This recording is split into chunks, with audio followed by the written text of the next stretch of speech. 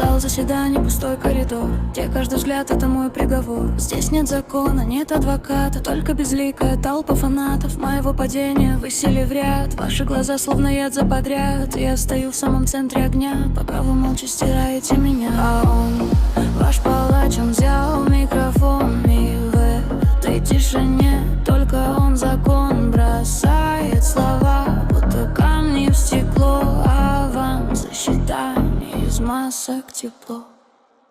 Это суд без слов, казнь в тишине. Ваше молчание тянет ко дне. Никто не крик, хватит, постой.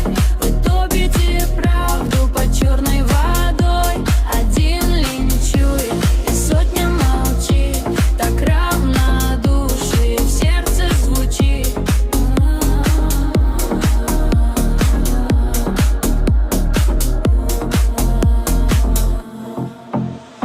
Он вешает ярлыки, как медали. Вы бы и сами, но руки дрожали. Проще кивать, проще прятать глаза, пока над городом зреет гроза. Он корит вас ядом, вы просите яв, будто чужая боль — это ваш аромат. Молчание — самый надежный кастет, когда в человеке выключают свет.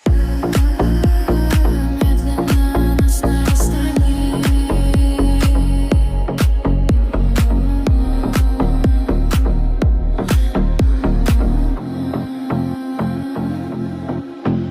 Кто дал ему право, вы?